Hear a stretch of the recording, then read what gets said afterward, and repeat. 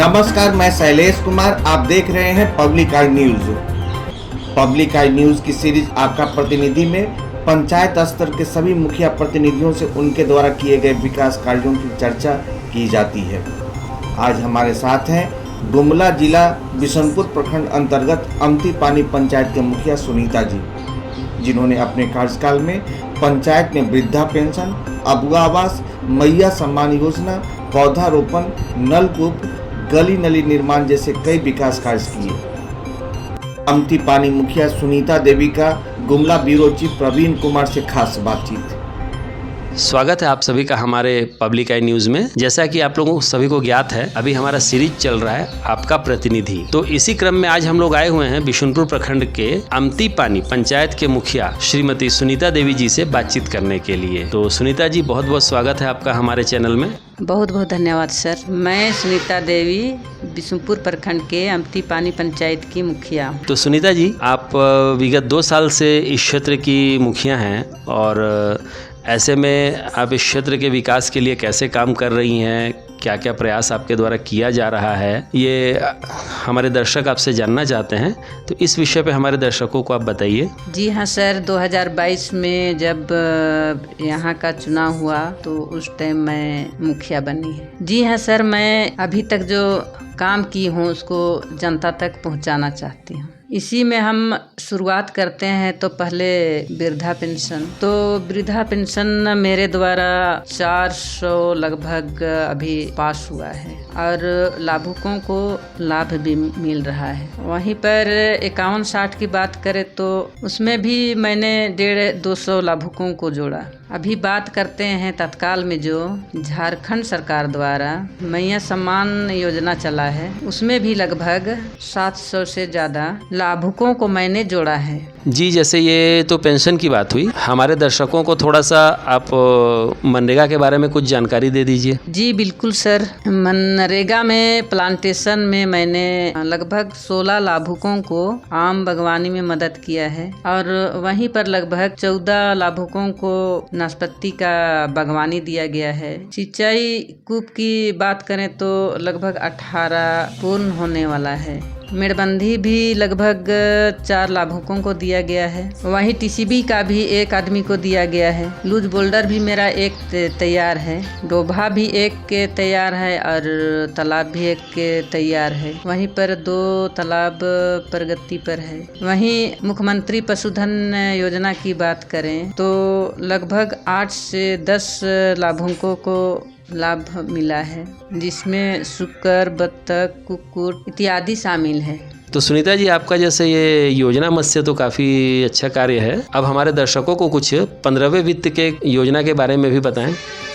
जी बिल्कुल सर। 15वें वित्त से मेरा 3 नाली कंप्लीट हुआ है और 2 कुआं मरम्मती करवाए हैं। वहीं पर 1 गढ़वाल पूर्ण हुआ है तो 2 पुलिया भी पूर्ण किया गया है और पंचायत भवन का स्थिति ठीक नहीं थी तो उसको भी मैंने मरम्मती कराया है। तो सुनीता जी, जैसा आपका पंचायत क्षेत्र पड़ता है, पाट और पहाड़ी क्षेत्र भी है, तो यहाँ पे निश्चित है कि आदिम जनजाति भी निवास करते होंगे। तो क्या आपके कार्यकाल में उन लोगों के लिए जो प्रयास किया गया है हमारे दर्शकों को बताएंगे? जी हाँ बिल्कुल सर। आदिम जनजाति के लिए मैं तो उतना ज़्यादा नहीं कर पाई हूँ, लेकिन वर्तमान में मेरे द्वारा उनके लिए पेंशन की योजना के तहत, साथ ही पानी की सुविधा नहीं थी तो पानी के लिए, और उनके बच्चे विद्यालय से ड्रॉप अप हो जाते थे, उनको वापस विद्यालय पहुंचाने का, ये सब कार्य मेरे द्वारा अभी हुआ है। सर, मैं आपको विशेष बात बताना चाहती हूँ।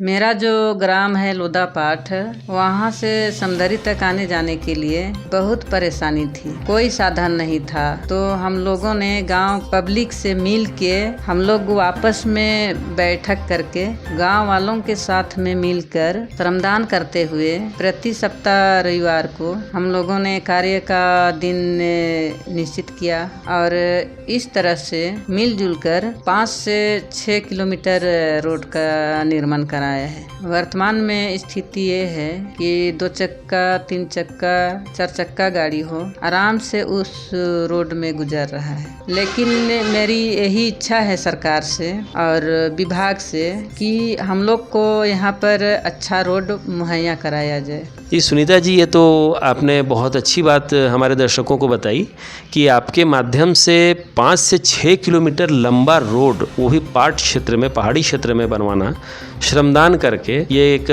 बहुत ही कठिन चैलेंज रहा होगा आपके लिए। और ऐसे में आप लोगों ने इतना बड़ा काम किया, प्रति सप्ताह रविवार को श्रमदान करके, इसके लिए आप और आपके सारे गांव वाले बधाई के पात्र हैं। तो मैं अपने चैनल के माध्यम से चाहूँगा कि जो भी विभागीय पदाधिकारी यदि इसे देखते हैं तो इस विषय पे ध्यान दें कि उस क्षेत्र में रोड का निर्माण हो सके। और अब हम लोग आगे चलते हैं कि ये जैसे क्षेत्र आपका काफ़ी पिछड़ा हुआ है, तो शिक्षा है, बाल विकास है, महिला सशक्तिकरण है, स्वरोजगार है, और युवाओं के लिए आपने अभी तक कौन कौन सा कार्य किया या कैसी आपकी कार्य योजना है, इस विषय पे हमारे दर्शकों को कुछ बताइए।